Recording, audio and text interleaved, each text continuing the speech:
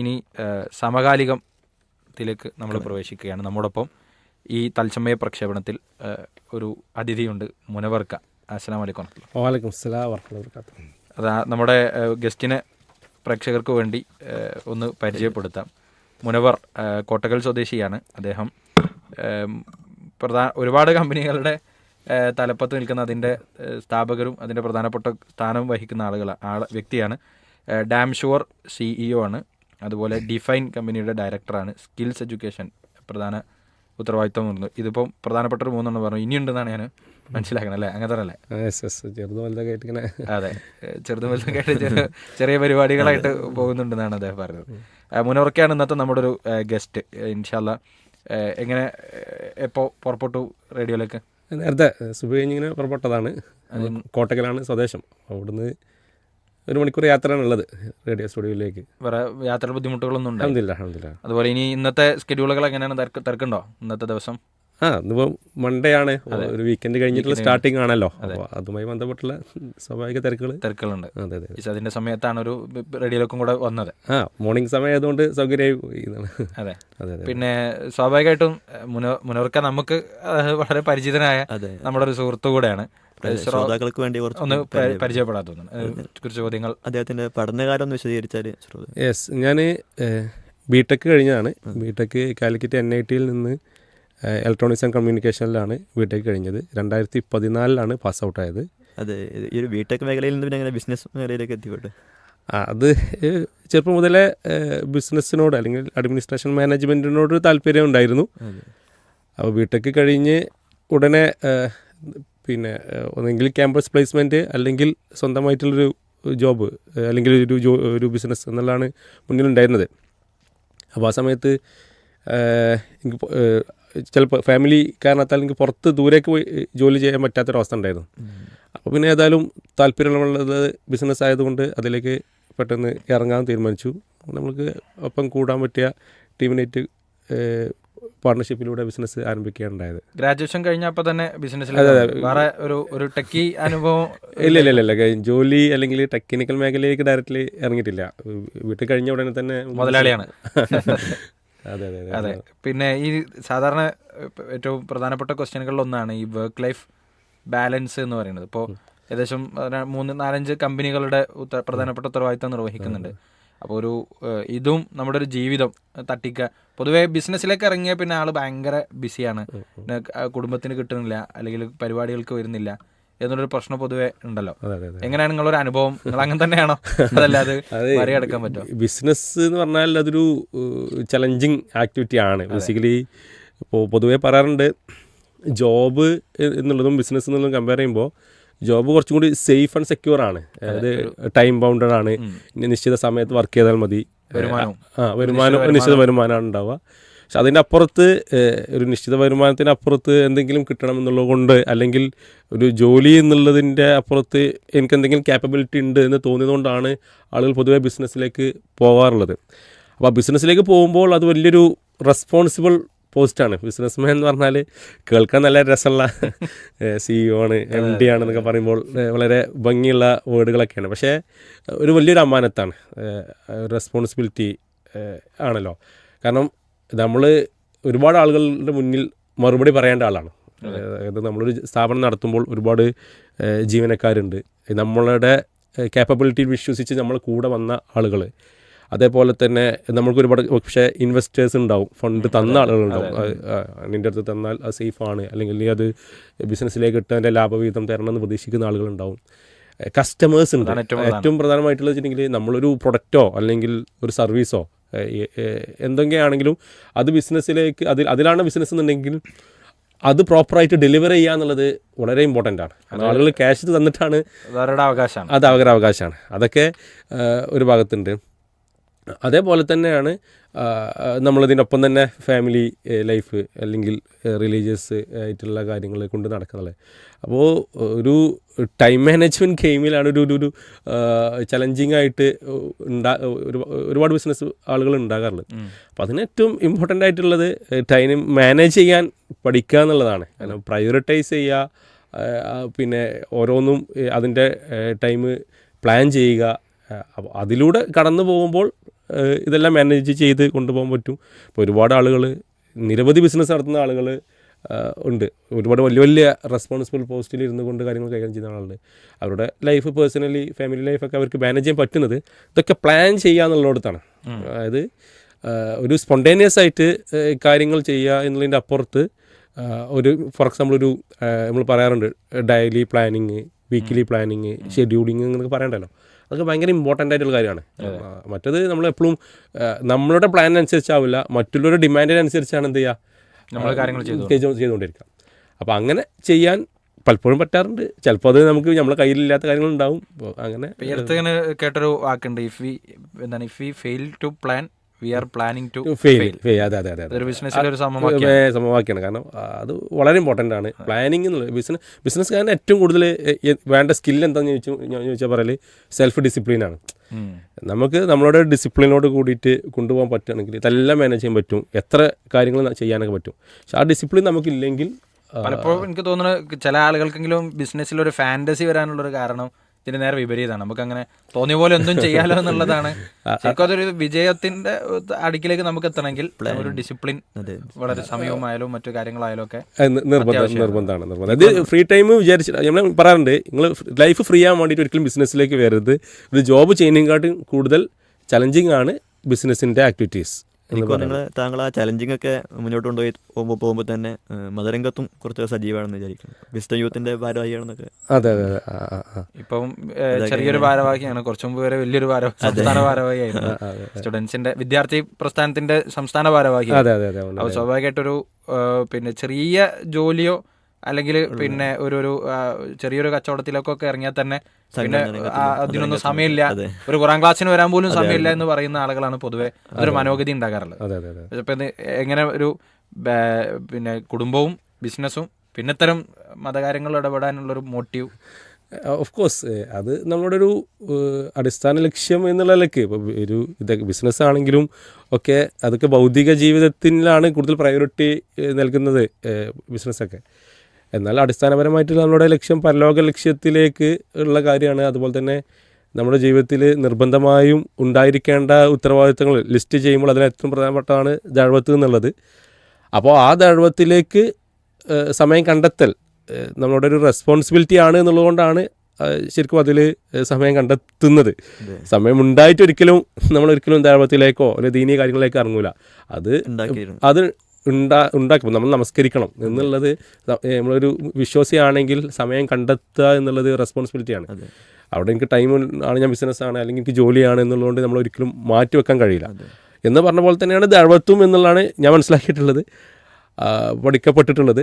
അപ്പോൾ അതിന് ഞാൻ എൻ്റെ ജീവിതത്തിൽ സമയം കണ്ടെത്തണം, അതിന് ഷെഡ്യൂൾ ചെയ്യാൻ പറ്റും. ഇപ്പോൾ നമുക്കൊരു ഒരു ഭാരവാഹി ആകുമ്പോൾ സ്വാഭാവികമായിട്ടും അതിന് മീറ്റിങ്ങുകൾ ഉണ്ടാകും, അതേപോലെ തന്നെ അതിൻ്റെ ഫോളോ അപ്പ് ആക്ടിവിറ്റീസ് ഉണ്ടാവും, പ്ലാനിങ്ങുമായി ബന്ധപ്പെട്ടുള്ള ആക്ടിവിറ്റീസ് ഉണ്ടാവും. അപ്പോൾ അതിലൊക്കെ പ്രീ ഷെഡ്യൂൾ, ഞാൻ അതാണ് ആദ്യം പറഞ്ഞത്, ഇതിലൊക്കെ ഷെഡ്യൂൾ ചെയ്യുക എന്നുള്ളതാണ്. നമുക്കൊരു സമയം, ഇന്ന സമയം മീറ്റിങ്ങിന് വേണ്ടിയിട്ട്, ഇന്ന ഒരു ആക്ടിവിറ്റിക്ക് വേണ്ടിയിട്ട് കണ്ടെത്താൻ എനിക്ക് മുൻകൂട്ടി കഴിയുന്ന കുറേ കാര്യങ്ങളുണ്ട്. എല്ലാം അങ്ങനെ പറ്റിക്കൊള്ളുന്നില്ല. അത് പ്രീ പ്ലാൻ ചെയ്താൽ നടക്കും. പിന്നെ ഏറ്റവും ഇമ്പോർട്ടൻ്റ് ആയിട്ടുണ്ടെങ്കിൽ ഇത് പഠിച്ചവൻ്റെ മാർഗത്തിലാണ് ഇങ്ങനെ ഒരു പിന്നെ അങ്ങനെ സജീവമായി നിൽക്കുന്നത് കൊണ്ട് ഒരു ബർക്കത്ത് കിട്ടുന്നതായിട്ട് ഓഫ് കോഴ്സ് ഒരുപാട്.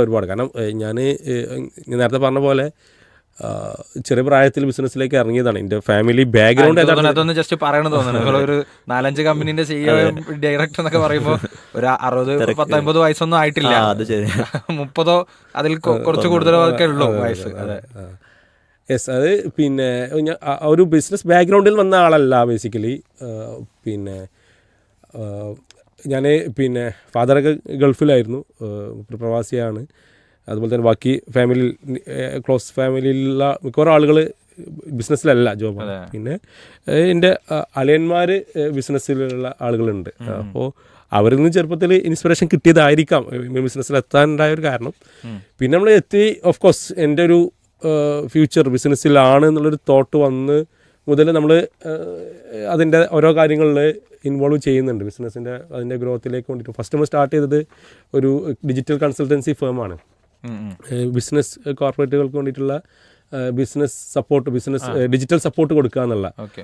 അപ്പോൾ അതിൻ്റെ ഒരു സ്ഥാപനമാണ് ആദ്യം നമ്മൾ സ്റ്റാർട്ട് ചെയ്തത്. അപ്പോൾ അതിൽ കുറച്ച് മുന്നോട്ട് പോയി. പിന്നെ ഓരോ ഓപ്പർച്യൂണിറ്റീസ്, ഓരോ ഗ്യാപ്പുകൾ, മാർക്കറ്റ് ഗ്യാപ്പ് എന്ന് പറയും നമ്മൾ, എവിടെയാണ് ഓപ്പർച്യൂണിറ്റി ഉള്ളത് അപ്പോൾ അവിടെ നമുക്കൊരു അതൊരു ബിസിനസ്സാക്കി മാറ്റിയാൽ തിരക്കിടില്ല. അങ്ങനെയാണ് എഡ്യൂക്കേഷൻ മേഖലയിലേക്ക് ഇറങ്ങുന്നതും. പിന്നെ അതേപോലെ തന്നെയാണ് ഇപ്പോൾ ഡാംഷുവർ എന്നുള്ളൊരു കമ്പനി, അതൊരു വാട്ടർ പ്രൂഫിങ് സെഗ്മെൻറ്റിലാണ്. അപ്പോൾ അതിലും നമുക്കൊരു സ്പേസ് മാർക്കറ്റിൽ കണ്ടു. അപ്പോൾ ഒരു ടീമിനായിട്ട് കൊളാബറേറ്റ് ചെയ്തിട്ട് സ്റ്റാർട്ട് ചെയ്തു. അങ്ങനെ വ്യത്യസ്ത ബിസിനസ് അങ്ങനെയാണ് എത്തുന്നത്. ഒരു ഓപ്പർച്യൂണിറ്റി മനസ്സിലാകുമ്പോൾ എത്തും. പിന്നെ അതിൽ ചോദിച്ചതിൽ ജീവിതത്തിൽ ഓഫ് കോഴ്സ് ഒരു വർക്കത്ത് എന്നുള്ളത് ഫീലിംഗ് ആണ്. അതെ, അതായത് ഈ ചുരുങ്ങിയ സമയം കൊണ്ട് നമുക്ക് പലതും ചെയ്യാൻ പറ്റിയതിൻ്റെ ഒരു റീസൺ വിശ്വസിക്കുന്നത് ഈ വർക്കത്തും വീട്ടിലുള്ളവരുടെ പ്രാർത്ഥനയും ആണ്. കാരണം നമ്മൾ എങ്ങനെയായാലും പഠിച്ചവൻ്റെ മാർഗത്തിലേക്ക് ഇറങ്ങുമ്പോൾ നമ്മൾ കുറേ കാര്യങ്ങൾ പഠിച്ചവനെ ഏറ്റെടുക്കുന്നുണ്ട്. കാരണം നമ്മൾ വലിയ വലിയ പ്രതിസന്ധികൾ വരുമ്പോഴൊക്കെ വളരെ സിമ്പിളായിട്ട് സോൾവ് ചെയ്ത് പോകുന്നത് നമ്മൾ കാണുന്നുണ്ട്. ഒരുപക്ഷെ നമ്മൾ ഇപ്പോൾ ബിസിനസ് കിട്ടാൻ വേണ്ടിയിട്ട് ചിലപ്പോൾ മാർക്കറ്റ് ചെയ്ത് നമുക്ക് പിന്നെ ആളുകൾ പോയിട്ട് എന്ത് ചെയ്യും, ബിസിനസ്സുകാരെ കാണും വർക്ക് തരാൻ വേണ്ടിയിട്ടൊക്കെ ഡിസ്കസ് ചെയ്യുമ്പോൾ ചിലപ്പോൾ നമ്മൾ കാണാത്ത, നമ്മൾ പ്രതീക്ഷിക്കാത്ത ആളുകളുടെ നിന്നൊക്കെ എന്ത് ചെയ്യും, നല്ലൊരു ഓഫറുകളൊക്കെ വരും. അപ്പോൾ നമ്മളൊക്കെ ഡിസ്കസ് ചെയ്യാറുണ്ട്. നമ്മൾ ഇതുവരെ പ്രതീക്ഷിച്ചിട്ടില്ലല്ലോ അങ്ങനെയുള്ളത്. അപ്പോൾ അതൊക്കെ ഇത് ആയിരിക്കും. ഓഫ് കോഴ്സ് പഠിച്ചവൻ ആണല്ലോ അതെല്ലാം നിയന്ത്രിക്കുന്നതും കാര്യങ്ങൾ കൈകാര്യം ചെയ്യുന്നതും. പിന്നെ ഇതിൻ്റെ വേറൊരു പ്രശ്നം എനിക്ക് തോന്നിയത്, നമ്മളൊരു ജോലി ചെയ്യുമ്പോൾ നമുക്ക് നമ്മളതായ ഒരു ചൂസിങ്ങിന് കുറേ ഓപ്ഷൻസ് ഉണ്ട്. ഇപ്പം പ്രത്യേകിച്ചും മതപരമായ കാര്യങ്ങൾ, പല കാര്യങ്ങളും വരാതിരിക്കാൻ നമുക്ക് നമ്മളെ തന്നെ റെസ്ട്രിക്റ്റ് ചെയ്യാം. അങ്ങനത്തെ ഒരു സേഫ് ജോലി തിരഞ്ഞെടുക്കാൻ പറ്റും. പക്ഷെ ബിസിനസ് ആകുമ്പോൾ പലപ്പോഴും അതിന് കുറേ ബാരിയറുകൾ സ്വാഭാവികമായിട്ടുണ്ടാകുമല്ലോ. ഇപ്പോൾ നമ്മളെ കൈമേൽ എല്ലാവർക്കും പല കാര്യങ്ങളും ഉണ്ടാവുക. ഇപ്പോൾ സംവിധാനങ്ങളായാലും മറ്റു സംഗതികളായാലും നമ്മൾ പലതിൽ ഇൻവോൾവ് ചെയ്യേണ്ടി വരും. അപ്പോൾ അങ്ങനെയൊക്കെ ചില സ്ട്രോങ് ഡിസിഷനുകൾ എടുത്തിട്ടുണ്ടോ ദീനിന് വേണ്ടിയിട്ട്? ഇന്ന സംഗതികളൊരു വേണ്ട, അതിൽ വരുന്ന നഷ്ടമാണെങ്കിൽ അത് ഹയറായിരിക്കുന്ന ഒരു സ്ട്രോങ് ഡിസിഷൻ എടുത്തിട്ടുണ്ടോ? Yes, of course. ഇപ്പോൾ പുതിയ കാലത്ത് ഇപ്പോൾ ഒരു ഇസ്ലാമിക് പേഴ്സ്പെക്റ്റീവിൽ ബിസിനസ് റൺ ചെയ്യുക എന്നുള്ളത് ഒരു വലിയൊരു ക്വസ്റ്റ്യൻ മാർക്കായിട്ട് പലപ്പോഴും നിൽക്കാറുണ്ട്. ഒന്നെങ്കിൽ ഇസ്ലാമിക് വാല്യൂസ് വെച്ചിട്ട് ജീവിച്ചു പോവുക, അല്ലെങ്കിൽ പിന്നെ ബിസിനസ് വേറെ റൂട്ടിൽ. ഇത് രണ്ടും കൂടി ക്ലബ് ചെയ്തുകൊണ്ട് പറ്റില്ല എന്നുള്ളൊരു ധാരണ സമൂഹത്തിൽ ഉണ്ടായി വന്നിട്ടുണ്ട്. അത് എൻ്റെ ഒരു അനുഭവത്തിൽ അത് ഉണ്ടാക്കപ്പെട്ട ധാരണയാണ്. ഒരിക്കലും നമുക്ക് പിന്നെ ബിസിനസ് ഇസ്ലാമിക് വാല്യൂസ് കീപ്പ് ചെയ്തുകൊണ്ട് ബിസിനസ് കൊണ്ട് നടക്കാൻ പറ്റില്ല എന്നുള്ളത് വാദം ഏതായാലും എനിക്കില്ല. കാരണം നമ്മൾ ഇതെല്ലാം മാക്സിമം പഠിച്ചൊരു തോഫീക്കോട് കൂടിയിട്ട് നമുക്കത് ബാലൻസ് ചെയ്ത് പോകാൻ പറ്റിയിട്ടുണ്ട്. അപ്പോൾ ഇത് ഏത് മേഖലയാണെങ്കിലും ഫ്രം ദ ബിഗിനിങ്, ഒരു മാർക്കറ്റിംഗ് സ്റ്റേജ് മുതൽ ഒരു ഫൈനാൻഷ്യൽ മാനേജ്മെൻറ്റ് വരെയുള്ള ഇവിടേക്കാണ് എന്ത് ചെയ്യുക, ഒരു കടന്നു വരിക. അപ്പോൾ അതൊന്നും ഇല്ലെങ്കിൽ നമുക്ക് മാർക്കറ്റിൽ നിൽക്കാൻ കഴിയില്ല. ഞങ്ങൾ ആക്ച്വലി നമ്മൾ ആദ്യത്തെ ബിസിനസ് സ്ഥാപിച്ച് മുന്നോട്ട് പോകുമ്പോൾ അതിൽ 600-ലധികം ക്ലയൻസുകളുണ്ട്. പിന്നെ ആളുകൾ നമ്മൾ ഡീൽ ചെയ്യുന്നുണ്ട്. 15-ലധികം രാജ്യങ്ങളിൽ നിന്നുള്ള ക്ലയൻസാണ്. അപ്പോൾ അവിടെയൊക്കെ പിന്നെ പ്രത്യേകിച്ച് അതിലൊരു നമ്മൾ ചെയ്യുന്ന ആക്ടിവിറ്റിയിൽ ഒരു പ്രധാനപ്പെട്ട ഭാഗമാണ് മാർക്കറ്റിംഗ് എന്നുള്ള ഭാഗം.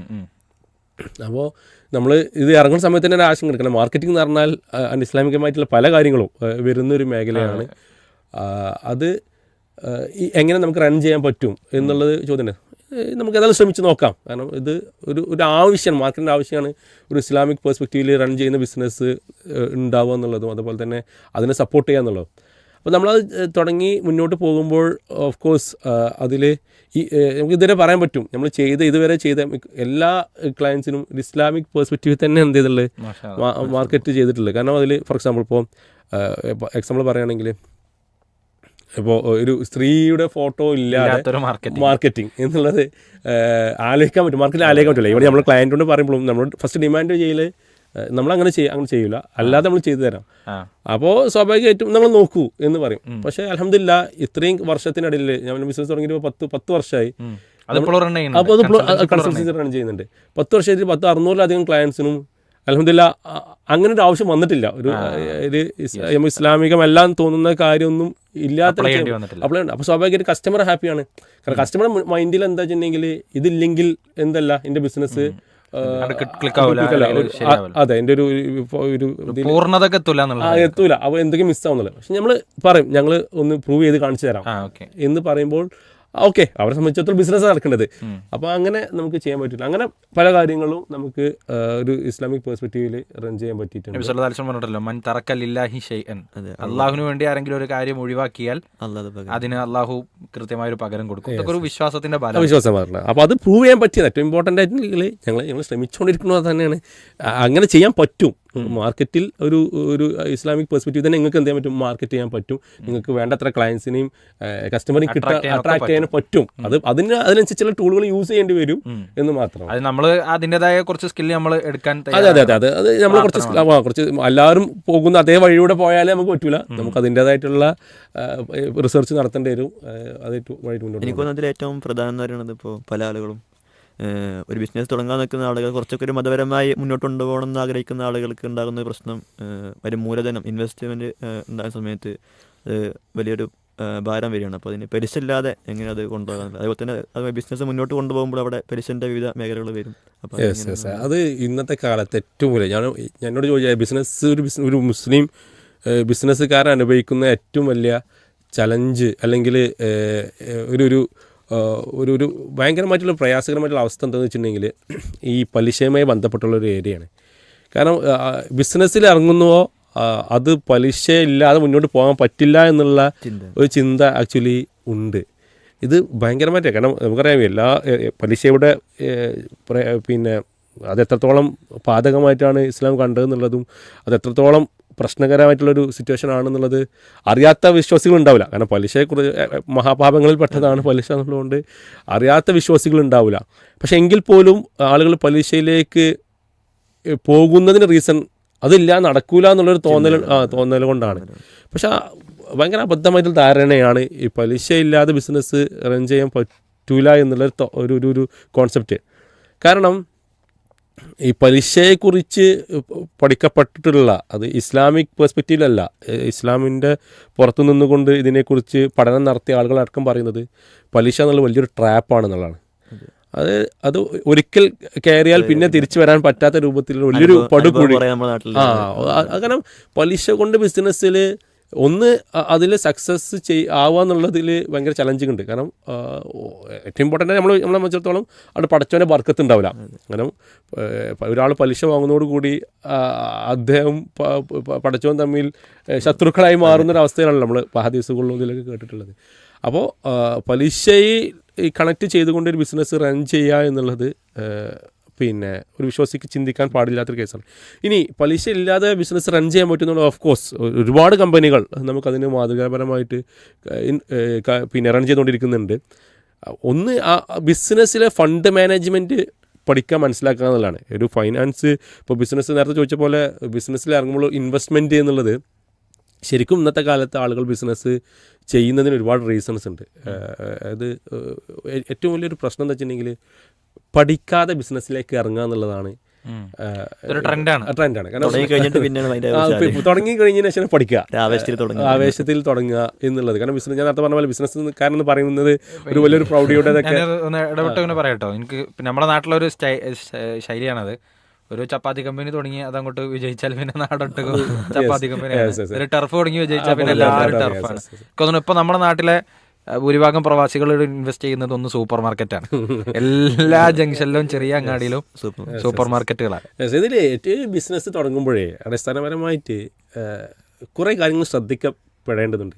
ഞാൻ സിമ്പിളായിട്ടൊരു കാര്യം പറയണമെങ്കിൽ തുടങ്ങി മാർക്കറ്റിലുള്ള ബിസിനസ്സുകളിൽ ഏകദേശം 50-60% ബിസിനസ്സുകളും തുടങ്ങിയതിന് 5-6 വർഷത്തിന് ശേഷം തന്നെ ഷട്ട് ഡൗൺ ചെയ്ത് കൂട്ടുന്നുണ്ട്.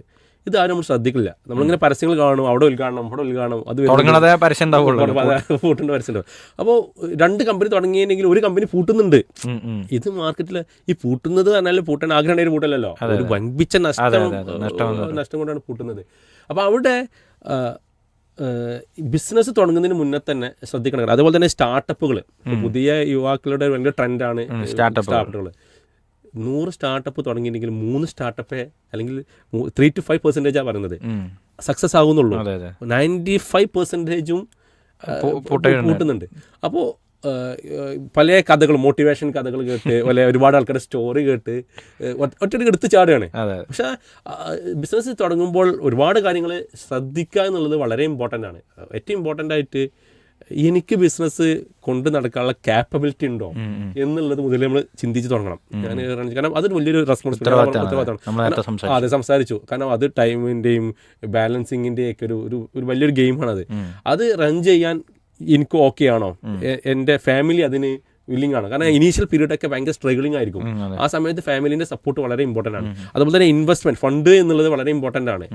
ഞാൻ വിചാരിക്കുന്ന കോൺസെപ്റ്റ് അത് ചെറുതാകട്ടെ വലുതാകട്ടെ അത് ആ റൺ ചെയ്യാൻ ഇപ്പോൾ പൊതുവേ ഇപ്പോൾ ഒരു ട്രെൻഡാണ് മൊബൈൽ ആപ്പ്, എന്തെങ്കിലും ഒരു ആപ്പ് ഉണ്ടാക്കിയിട്ട് ഓൺലൈൻ വഴി എന്തെങ്കിലും ഓൺലൈൻ വഴി ഒക്കെ ഭയങ്കര സിമ്പിളാണെന്ന് വിചാരിക്കുന്നത്. പക്ഷേ ഒരു അടിസ്ഥാന കാര്യം എന്താ വെച്ചിട്ടുണ്ടെങ്കിൽ അത് ഒരു ആപ്പ് ഉണ്ടാക്കലോ അല്ലെങ്കിൽ ഒരു പ്ലാറ്റ്ഫോം ഉണ്ടാക്കലോ അല്ല വലിയ ചലഞ്ച്. ആളുകൾ ഒരു പ്ലാൻ ചെയ്യുമ്പോൾ ആദ്യം ഒരു ആപ്പ് ഉണ്ടാക്കാൻ ഫണ്ട് അത് നോക്കും. പക്ഷേ നമ്മൾ പറയാറുള്ളത് അത് മാർക്കറ്റ് ചെയ്യുക, ആളുകളിലേക്ക് എത്താനാണ് ഏറ്റവും കൂടുതൽ ഫണ്ട് ആവശ്യമുള്ളത്. അപ്പോൾ എന്ന് പറഞ്ഞ പോലെ നമ്മൾക്ക് പിന്നെ ഇതിനനുസരിച്ച് ഫണ്ട് ബാക്കപ്പ് എന്ത് ചെയ്യണം, കാണണം. ആളുകൾ ഇറങ്ങിയതിന് ശേഷം നേരത്തെ ചോദിച്ച പോലെ ഇറങ്ങി കുറച്ച് മുന്നോട്ട് പോയി ചലഞ്ച് വരുമ്പോഴാണ് ഫണ്ടിനെ കുറിച്ച് ആലോചിക്കുക. അപ്പോൾ ഒരു ഫിനാൻഷ്യൽ പ്ലാനിങ് എന്നുള്ളത് വളരെ ഇമ്പോർട്ടൻ്റ് ആണ്. ഒന്ന് നമുക്ക് നമ്മുടേതായിട്ടുള്ള കാര്യങ്ങളിൽ ഇത് ചെയ്യാൻ പറ്റും, എനിക്ക് സ്യൂട്ടാണ്, ഞാൻ ഇപ്പോൾ തന്നെയാണ് ബിസിനസ്സിൽ ഇറങ്ങേണ്ടത്, കുറച്ചും കൂടി കഴിഞ്ഞിട്ട് ഇറങ്ങാൻ മതിയോ. അതേപോലെ തന്നെ എനിക്ക് ഈ കോൺസെപ്റ്റിലേക്ക് ഇറങ്ങുമ്പോൾ അതിനനുസരിച്ച് ഫിനാൻഷ്യൽ ബാക്കപ്പ് ഉണ്ടോ, അത് ഞാൻ ഇറങ്ങിയതിന് ശേഷം അതോ ഒരു 1 year റൺ ചെയ്യാനുള്ള ഫണ്ടെങ്കിലും ഇതിൽ വേണം. മൂന്നാമത്തെ ഏറ്റവും ഇമ്പോർട്ടൻ്റ് ആണ് ഇത് വയബിൾ ആണോ എന്നുള്ളത്. ഞാൻ ഇറക്കുന്ന പ്രൊഡക്റ്റ് അല്ലെങ്കിൽ സർവീസ് അത് മാർക്കറ്റിൽ ആവശ്യമുണ്ടോ. പൊതുവേ ആളുകൾ ബിസിനസ്സിലേക്ക് ഇറങ്ങുമ്പോൾ എനിക്കത് കുഴപ്പമില്ല എന്ന് തോന്നുന്നത് കൊണ്ട് ഞാൻ അത് നല്ല ബിസിനസ് സക്സസ്ഫുൾ ആവും ഉറപ്പാണ് എന്നുള്ള ഇറങ്ങും. പക്ഷെ മാർക്കറ്റിൽ അങ്ങനെ ഒരു റിക്വയർമെൻറ്റ് ഇപ്പോൾ ഉണ്ടാവില്ല. അല്ലെങ്കിൽ മാർക്കറ്റ് റിക്വയർമെൻറ്റ് ഉണ്ടാവും, പക്ഷേ ആളുകൾക്ക് പറ്റുന്ന രൂപത്തിൽ ഫീസിബിൾ ആവുന്ന രൂപത്തിലേക്ക് അതിൻ്റെ പ്രൈസിങ് നമുക്ക് കൊടുക്കാൻ പറ്റിക്കൊള്ളുന്നില്ല. ആളുകൾക്ക് ഒരു 100 രൂപയ്ക്ക് ഓക്കെ ആവുന്ന ഒരു സംഭവം നമ്മൾ 500 രൂപ കൊടുത്താൽ അങ്ങനെ ഉണ്ടാവും, ആളുകൾ വാങ്ങില്ല. അപ്പോൾ നമ്മൾ അതിന് പല റീസൺസ് കണ്ടെത്തും. അപ്പോൾ ഇതിൽ ഇമ്പോർട്ടൻ്റ് ആയിട്ടുള്ള ഒരു കാര്യം വരുന്നത് മാർക്കറ്റിലെ വയബിലിറ്റി, എൻ്റെ മാർക്കറ്റ് ഡിമാൻഡിങ് ആണോ എന്നുള്ളത്. അപ്പോൾ നമ്മൾ പറയാറുണ്ട് ഇതിന് നമ്മളൊരു MVP മോഡൽ എന്നൊക്കെ പറയും. അതായത് ഒരു പ്രൊഡക്റ്റ് മാർക്കറ്റിൽ ഇറങ്ങുന്നതിന് മുന്നേ നമുക്കൊരു മനസ്സിലൊരു കോൺസെപ്റ്റ് ഉണ്ടാവും. ആളുകൾ ആ കോൺസെപ്റ്റ് ഒരു വലിയൊരു കാഴ്ചപ്പാടേക്കണം, കേരളത്തിൽ ഒന്നായിട്ട് എന്നൊക്കെ പറഞ്ഞിട്ടുള്ള. അപ്പോൾ അങ്ങനെയൊക്കെ ഇറങ്ങുമ്പോൾ അല്ലെങ്കിൽ ഇന്ത്യയിൽ ഒന്നായിട്ട് ഇളക്കി മറിക്കുന്ന പ്രൊഡക്റ്റ് എന്നുള്ളത്. പക്ഷേ ആദ്യം നമ്മൾ അതിൻ്റെ ഒരു മിനിമം വയബിൾ മോഡൽ ഉണ്ടാക്കണം എന്ന് പറയും. ഏറ്റവും ലോ ഇൻവെസ്റ്റ്മെൻറ്റിൽ ഏറ്റവും എക്സ്പെൻസ് കുറച്ചിട്ട് അതിൻ്റെ ഒരു മോഡൽ ഉണ്ടാക്കി അത് ആളുകളിലേക്ക് കൊടുത്ത് ഒരു മാർക്കറ്റ് റിസർച്ച് നടത്തി നിങ്ങൾ ഓക്കെ ആണോ ഈ പ്രൊഡക്റ്റ് ഇത് നിങ്ങൾ ഇത് പ്രൊഡക്റ്റ് വന്ന് നിങ്ങൾ വാങ്ങണമെങ്കിൽ എത്ര റേറ്റിനാണ് വാങ്ങുക, ഈ പ്രൊഡക്റ്റ് നിങ്ങൾ യൂസ് ചെയ്ത് നിങ്ങളുടെ എക്സ്പീരിയൻസ് എന്താണ്. ഇത് ട്രയൽ. യെസ്, ആ ട്രയൽ റണ്ണുകൾ ഒന്ന് മാർക്കറ്റ് സ്റ്റഡി, മാർക്കറ്റിൽ അങ്ങനെ ഒരു ആവശ്യമുണ്ടോ, നിങ്ങൾ അങ്ങനെ എന്താണ് നമ്മുടെ കുടുംബത്തോട് ചോദിക്കാം, നമ്മൾ വീട്ടുകാരോട് ചോദിക്കാം. ഞാൻ ഈ പ്രൊഡക്റ്റ് വാങ്ങി, ഞാനല്ല വേറൊരാൾ വാങ്ങി, നിങ്ങൾ വാങ്ങാൻ സാധ്യത ഉണ്ടായിരുന്നോ, സുഹൃത്തുക്കളോട് ചോദിക്കാം ഇങ്ങനത്തെ പ്രൊഡക്റ്റ് വാങ്ങി ഇനി എത്ര രൂപക്ക് വാങ്ങും. അപ്പോൾ അവരുടെ നിന്ന് റിപ്ലൈ കിട്ടും. ആ റിപ്ലൈ ഒക്കെ കൺസോളിഡേറ്റ് ചെയ്തിട്ടാണ് ആദ്യം ഒരു പ്ലാൻ ഉണ്ടാക്കിയിട്ട്, എന്നിട്ട് അത് വെച്ചിട്ട് പ്രൊഡക്റ്റ് ഉണ്ടാക്കിയിട്ട് ഒരു ബേസ് മോഡൽ പ്രൊഡക്റ്റ് ഉണ്ടാക്കിയിട്ട് പ്രോട്ടോടൈപ്പ് ഉണ്ടാക്കിയിട്ട് അത് നമുക്ക് കൊടുക്കുക. അപ്പോൾ അവർക്കൊരു പരാതികളുണ്ടാവും, പ്രശ്നങ്ങളുണ്ടാവും, യൂസർ എക്സ്പീരിയൻസ്. എന്നിട്ടൊക്കെയാണ് എന്താ ആക്ച്വലി മാർക്കറ്റിൽ ഒരു ബിസിനസ്സിലേക്ക് നെക്സ്റ്റ് സ്റ്റേജിലേക്ക് പോകേണ്ടത്. ഒരു എടുത്ത് ചാടി ചെയ്യുക എന്നുള്ളത് ആണ് ഏറ്റവും കൂടുതൽ കാണുന്നത്. അതുകൊണ്ടാണ് ഇപ്പോൾ ഗൾഫിൽ നിന്ന് പ്രവാസികളെ സംബന്ധിച്ചിടത്തോളം ഏറ്റവും വലിയൊരു ചലഞ്ച് അവർ ഗൾഫിൽ നിന്ന് ഒഴിവാക്കി നാട്ടിലേക്ക് പോരണം. അങ്ങനെ കുറേ കാലം പ്രവാസി ജീവിതം, ഇനി കുറച്ച് നാട്ടിൽ സെറ്റിലാകാം, അത്യാവശ്യം ബാക്കപ്പ് കയ്യിലുണ്ടാവും, ബാക്കപ്പ് എന്തെങ്കിലും ഫണ്ട് ഉണ്ടാവും, അപ്പോൾ നാട്ടിൽ തുടങ്ങാം. അപ്പോൾ സ്വാഭാവികമായിട്ടും എന്താണ് ചെയ്യാൻ അറിയാമെന്ന് വെച്ചിട്ടുണ്ടെങ്കിൽ ചിലപ്പോൾ അവർ എന്തെങ്കിലും ഒരു ഗ്രോസറിയിൽ വർക്ക് ചെയ്ത ആളുകളായിരിക്കും, അല്ലെങ്കിൽ ഒരു ഹോട്ടൽ റെസ്റ്റോറൻറ്റ് വർക്ക് ചെയ്ത്. അപ്പോൾ അവർക്ക് പരിചയമുള്ള സംഭവം തുടങ്ങുക എന്നുള്ളത് ആയിരിക്കും ഉണ്ടാവും. അതുകൊണ്ടാണ് നേരത്തെ പറഞ്ഞ പോലെ ഒരു ഹോട്ടലിനടുത്ത് അപ്പുറത്തൊരു ഹോട്ടൽ, അല്ലെങ്കിൽ ഒരു കോഫി ഷോപ്പിനപ്പുറത്ത് അപ്പുറത്തൊരു കോഫി ഷോപ്പ്, സൂപ്പർ മാർക്കറ്റിന് അപ്പുറത്ത് സൂപ്പർ മാർക്കറ്റ് എന്നുള്ളത്. പക്ഷേ അവിടെ ആളുകൾ ചിന്തിക്കുന്നത് എനിക്ക് ആവശ്യം ഉള്ളത് കൊണ്ട് ഞാൻ ഇറങ്ങാന്നുള്ളപ്പുറത്ത് ബിസിനസ് അറിഞ്ഞാൽ എനിക്ക് ആവശ്യമല്ല, അതെ കസ്റ്റമർക്ക് എന്താ ആവശ്യം എന്നുള്ളതാണ് ഏറ്റവും ഇമ്പോർട്ടൻറ്റ്. അതാണ് ഏറ്റവും കൂടുതൽ പഠിക്കേണ്ടത്. എനിക്ക് സൂപ്പർ മാർക്കറ്റ് തുടങ്ങാൻ ഞാൻ സൂപ്പർ മാർക്കറ്റ് തുടങ്ങിയ അർത്ഥം എന്നുണ്ടെങ്കിൽ നാളെ അവിടെ ഒരുപാട് ചലഞ്ചുകൾ നേരിടും.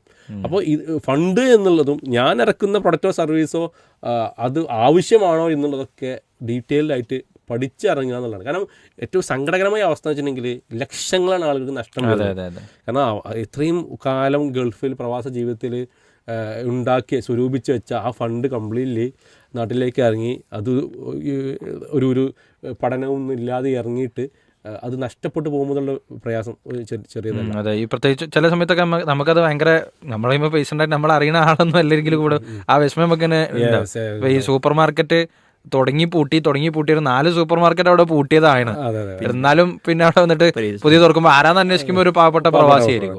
പിന്നെ അതുപോലെ തന്നെയാണ് ഏറ്റവും ഇമ്പോർട്ടൻറ്റ് ഈ ഫൈനാൻസുമായി ബന്ധപ്പെട്ടുള്ള അത് ഫിനാൻഷ്യൽ സ്റ്റേറ്റ്മെൻറ്റ്സുകൾ കാര്യങ്ങളുണ്ട്.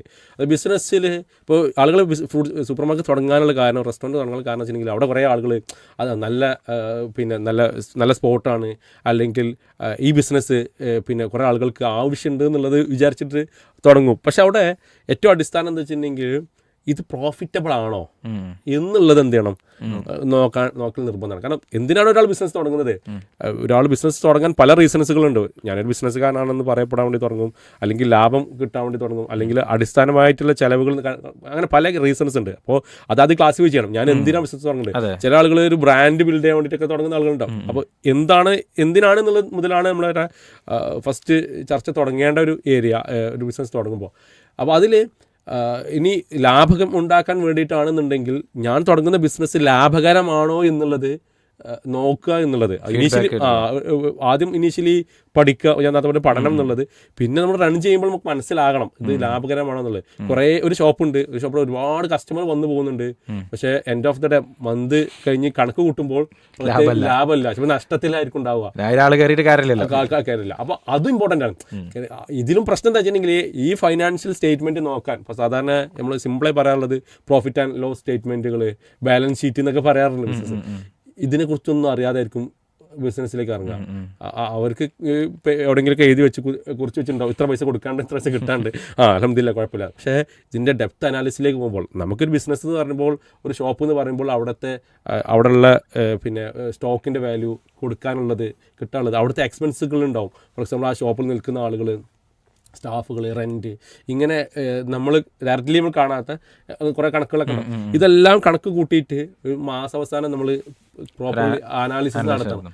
ഇത് പലപ്പോഴും നടത്താൻ ഒന്നെന്താ വെച്ചിട്ടുണ്ടെങ്കിൽ നടത്താൻ അറിയുന്നില്ല, അല്ലെങ്കിൽ അറിയേണ്ട ആൾക്കാർ ഏൽപ്പിക്കുന്നില്ല. അപ്പോൾ നാട്ടിലൊരു അക്കൗണ്ടൻസ് ചെയ്യുന്ന ആളുകൾ അങ്ങനെയൊക്കെ അറിയിച്ചിട്ട്. അപ്പോൾ ഇതും വളരെ ഇമ്പോർട്ടൻ്റ് ആണ്. എന്ത് അവനവൻ്റെ ബിസിനസ്സിൻ്റെ ഡാറ്റ പ്രോപ്പറായിട്ട് കീപ്പ് ചെയ്ത് അത് മോണിറ്റർ ചെയ്ത് ഇവാലുവേറ്റ് ചെയ്ത് പോകാന്നുള്ളത്. എനിക്ക് 2 കാര്യങ്ങളോട് ചോദിക്കണമെന്ന് തോന്നുന്നുണ്ട്. ഒന്ന്, പിന്നെ ഇങ്ങനെയൊക്കെ പറയുമ്പം ബിസിനസ് തുടങ്ങണ്ടെന്നാണോ നമ്മളൊരു പ്രേക്ഷകർ? അല്ല, ബിസിനസ് എന്ന് പറഞ്ഞെങ്കിൽ ഇസ്ലാമിക്, ഞാൻ മനസ്സിലാക്കിയ പ്രകാരം ഇസ്ലാമിക് പെർസ്പെക്റ്റീവിൽ ഒരുപാട് പിന്നെ പുണ്യം ലഭിക്കപ്പെടുന്ന ഒരു മേഖലയാണ്. നമ്മൾ പറയുന്നത് താജിർ സുദൂഖ് നബീന സിദ്ദീഖിന ഷുഹദാ സ്വാലിഹീൻ എന്നുള്ളൊരു ഹദീസ് അടക്കം ഞാൻ കണ്ടിട്ടുണ്ട്, ഇതിൽ കണ്ടിട്ടുണ്ടായിരുന്നു. എന്ന് വെച്ചിട്ടുണ്ടെങ്കിൽ ഒരു നല്ലൊരു കച്ചവടക്കാരൻ ഈ പറയപ്പെട്ട അമ്പിയാക്കളെ കൂടെയാണ്, ശുഹദാക്കളെ കൂടെയാണ് എന്നുള്ളത്. കാരണം ഒരു ബിസിനസ് സക്സസ്ഫുൾ റൺ ചെയ്യുക എന്നുള്ള അത്രയും ചലഞ്ചിങ് ആണ്. എന്നാൽ ആ ബിസിനസ് റൺ ചെയ്യുന്നതിലൂടെ ഒരുപാട് ആളുകൾക്ക് ഗുണം കിട്ടുന്നുണ്ട്. ഇപ്പോൾ നമ്മൾ നല്ലൊരു കച്ചവടം നടത്തുകയാണെങ്കിൽ നമ്മുടെ ഒരുപാട് ആൾക്കാർ സ്റ്റാഫുകൾ ജോലി കൊടുക്കാൻ പറ്റും, അവരുടെ ഉപജീവനത്തിന് കാണാൻ പറ്റും. സത്യസന്ധമായി ജോലി ചെയ്യുന്നതിലൂടെ കസ്റ്റമർക്ക് നല്ല സർവീസും പ്രൊഡക്റ്റുകൾക്കും കൊടുക്കാൻ പറ്റും. ഇത് മാർക്കറ്റിന് അനിവാര്യമായിട്ടുള്ള ഒരു കാര്യമാണ്. അപ്പോൾ അങ്ങനെ ഒരു വലിയൊരു സ്പേസ് യഥാർത്ഥത്തിൽ കച്ചവടത്തിനുണ്ട്. അതേപോലെ തന്നെയാണ് പ്രത്യേകിച്ച് വാല്യൂ ഉള്ള ആളുകൾ മാർക്കറ്റിലേക്ക് ബിസിനസ്സിൽ വരിക എന്നുള്ളത് നിർബന്ധമായിട്ടുള്ള കാര്യമാണ്. കാരണം ഇത് ഈ ബിസിനസ് എന്ന് പറഞ്ഞാൽ ഒരുപാട് പൂഴ്ത്തിവെപ്പും ചതികളും വഞ്ചനകളും നടക്കുന്ന മേഖലയാണ്. അവിടെ നല്ല മനുഷ്യന്മാരെന്ത് ചെയ്യണം? വരണം. ഇത് കഴിവുള്ള ആളുകൾ, അതായത് ഞാൻ പറഞ്ഞ ഇത്രേ ഉള്ളൂ, കഴിവില്ലാത്ത ആളുകൾ ഇതിനെക്കുറിച്ച് ചിന്തിക്കുന്നുണ്ട്. കഴിവുള്ള ഒരുപാട് ആളുകളുണ്ട്. അവർ ഒന്നെന്ത് ചെയ്യുക, പഠിച്ച് മനസ്സിലാക്കാൻ ശ്രമിച്ചുകൊണ്ട് ഈ മേഖലയ്ക്ക് വന്നിട്ടുണ്ടെങ്കിൽ ഒരുപാട് നന്മയുള്ള ആളുകളെ വാർത്തെടുക്കും. അതേപോലെ തന്നെയാണ് ഈ സമൂഹത്തിൽ ഒരു പ്രതിസന്ധി വന്നു, ഇപ്പോൾ പ്രളയം വന്നു, ആരാണ് ഏറ്റവും കൂടുതൽ ഫണ്ട് ചെയ്തത്? ഇവിടുത്തെ നാട്ടിലെ ഏറ്റവും ബിസിനസ് പ്രമുഖന്മാരായിട്ടുള്ള ആളാണ് ഏറ്റവും കൂടുതൽ ഫണ്ട് ചെയ്തത്. സാധാരണ ജോലിക്കാരന് ചെയ്യാൻ പറ്റുന്നതിന് എത്രയോ അതിന് പരിധിയുണ്ട്. പക്ഷെ ബിസിനസ്സുകാരന് പരിധി ഇല്ലാതെ കൊടുക്കാൻ സാധിക്കും. അപ്പൊ അങ്ങനെ കൊടുക്കണം. സോഷ്യൽ ബിൽഡിങ്ങിന് ഏറ്റവും പ്രധാനപ്പെട്ട ഫാക്ടറാണ് ബിസിനസ്. ഈ ഇസ്ലാമിക് ചരിത്രം എടുത്ത് നോക്കിയെങ്കിലും ഇസ്ലാമിക് ഏറ്റവും കൂടുതൽ കോൺട്രിബ്യൂട്ട്, പിന്നെ പഴയ കാലത്ത് ഇസ്ലാം കാലത്ത് ഏറ്റവും കൂടുതൽ ഫണ്ട് കോൺട്രിബ്യൂട്ടർ ആരായിരുന്നു? ഇപ്പോൾ അബ്ദുറഹ്മാൻ ബിൻ അഫ്രുൽ ഉസ്മാൻ അങ്ങനെ ബിസിനസ് മേഖലയിൽ ഉണ്ടായിരുന്ന ആളുകളാണ് അന്ന് ഏറ്റവും കൂടുതൽ ഇസ്ലാമിനെ സപ്പോർട്ട് ചെയ്തത്. തീർച്ചയായിട്ടും. അപ്പോൾ അങ്ങനെ സപ്പോർട്ട് ചെയ്യാൻ പറ്റുന്ന ഒരു ടീം ഉണ്ടാവണം. ഞാൻ പറഞ്ഞ ഇത്രേ ഉള്ളൂ. നമ്മൾ ഏത് കാര്യത്തിൽ ചെയ്യുന്ന സമയത്ത് ഒന്ന് പഠിച്ച് ഇറങ്ങുക. കാരണം വളരെ ബിസിനസ് പറഞ്ഞാൽ എല്ലാവർക്കും സിമ്പിളായി ചെയ്യാൻ പറ്റും എന്നുള്ളൊരു കോൺസെപ്റ്റ്. ഞാൻ അതാണ് ഇവിടെ ഒന്ന് ക്ലിയർ ആക്കാൻ ശ്രമിച്ചത്. അത് ബിസിനസ് സിമ്പിളാണ്, പഠിച്ചിറങ്ങിയാൽ സിമ്പിളാണ്, പഠിക്കാതെ ഇറങ്ങരുത് എന്ന് മാത്രം. അത്രേ ഉള്ളൂ. അപ്പോൾ അത് കൃത്യമായ ധാരണ ഉണ്ടാക്കാതെ പോയാൽ അവർക്കും അത് ബാധ്യതയാകും, അവരും പിന്നെ സമൂഹത്തിന് ഒരു ബാധ്യത. അതാണ് നമ്മൾ പറഞ്ഞതിന്റെ ചുരുക്കമുള്ളൂ. അല്ലാതെ ഒരിക്കലും അതൊരു ഡിമോട്ടിവേറ്റിംഗ് അല്ല. നിങ്ങൾ വരണം, വരുമ്പോൾ ഇത്ര കാര്യങ്ങളൊക്കെ ശ്രദ്ധിക്കണം എന്നതാണ്. അല്ലെങ്കിൽ നിങ്ങൾക്കും നഷ്ടം, സമൂഹത്തിന് നഷ്ടം എന്നുള്ളതാണ്. അതുപോലെ പിന്നെ ഇടക്കാലത്ത് ഒരു അവാർഡ് കിട്ടിയ ഫോട്ടോ ന്യൂസൊക്കെ കണ്ടിരുന്നു. അതെ അതെ അതെ അത് പിന്നെ ആ മേഖലയിൽ വാട്ടർ പ്രൂഫിംഗ് മേഖലയിലുള്ള ഒരു നമ്മൾ ഇതേപോലെ തന്നെ ബിസിനസ്സിനെ ഒരു വേറെ പെർസ്പെക്റ്റീവിൽ കൊണ്ടുപോയപ്പോൾ ചെറിയൊരു അംഗീകാരം കിട്ടി എന്നുള്ളത്. എവിടുന്നാണ് എങ്ങനെയായിരുന്നു പറയാൻ പറ്റും? ഒന്ന് 24 ന്യൂസിന്റെ ബ്രാൻഡ് അവാർഡായിരുന്നു. അവർ ആ ഒരു ചാനലിൽ തന്നൊരു അവാർഡായിരുന്നു. പിന്നെ മീഡിയ വണ്ണിൻ്റെ ഒരു അവാർഡ് ലഭിച്ചിട്ടുണ്ട്. പിന്നെ ചില സംരംഭങ്ങൾ തന്ന അവാർഡുകളും ഈ മേഖലയിൽ നമ്മളൊരു ആ ഒരു മേഖലയെ ഒരു വേറെ പെർസ്പെക്റ്റീവിലേക്ക് കൊണ്ടുപോയപ്പോൾ അതിലേക്കുള്ളൊരു യാത്ര നമ്മൾ തന്നെ അങ്ങനെ അന്വേഷിച്ച് അല്ലെങ്കിൽ നമ്മൾ അപ്ലൈ ചെയ്ത് അങ്ങനെ നമ്മൾ ഇതിൽ നമ്മൾ എന്നുള്ളതിനപ്പുറത്ത് നമ്മൾ ഒരുപാട് ആളുകളുടെ അടുത്ത് എന്തുണ്ട് ബിസിനസ് നടത്തുമ്പോൾ പറയാനുള്ള ഒരു കാര്യം കൂടി ഉണ്ട്. നിങ്ങൾ ഏത് ബിസിനസ് നടത്തണമെങ്കിൽ ഇതിൻ്റെ എക്സ്പേർട്ടുകളായിട്ട് എന്ത് ചെയ്യണം, സംസാരിക്കണം. ഇത് നടത്തിയ ആളുകൾ അല്ലെങ്കിൽ ഇതിൽ നമ്മൾ കോൺട്രിബ്യൂട്ട് ചെയ്യുന്ന ആളുകൾ. ഒരു ബിസിനസ് തുടങ്ങണമെങ്കിൽ നമ്മൾ പറയാറുണ്ട് ആ ബിസിനസ് നടത്തിയ അല്ലെങ്കിൽ അതിൽ കോൺട്രിബ്യൂട്ട് ചെയ്ത 10 ആളുകളായിട്ട് എന്ത് ചെയ്യണം, നിങ്ങൾ സംസാരിക്കണം, ചർച്ച ചെയ്യണം. നിങ്ങൾ ഇതിൽ വരും വരായികളെ കുറിച്ച് മനസ്സിലാക്കണം. ഇതിൽ ചലഞ്ചുകൾ എന്താണെന്നുള്ളത് ആദ്യം തന്നെ അറിയണം. ചലഞ്ച് ഇറങ്ങിയ ശേഷം അറിയുന്നതിന് മുന്നേ ആദ്യം തന്നെ അറിയണം. അപ്പോൾ പ്രിപ്പയർ ചെയ്ത് ഇറങ്ങാൻ പറ്റും.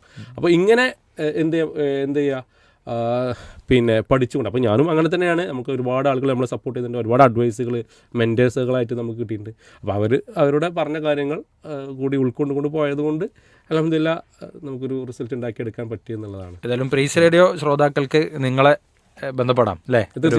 ബിസിനസ് താല്പര്യമുള്ള ആളുകൾക്ക്, ബിസിനസ് എക്സ്പേർട്ട് എന്നുള്ളതെങ്കിലും അറിവിൽ വെച്ചിട്ടുള്ള തന്നെ നമ്മളിവിടെ വായിച്ച ലിസ്റ്റൊക്കെ തന്നെ നിങ്ങൾ അനുവദിക്കില്ലെങ്കിൽ കൂടെ ഏതായാലും നല്ലൊരു പിന്നെ സെഷനായി.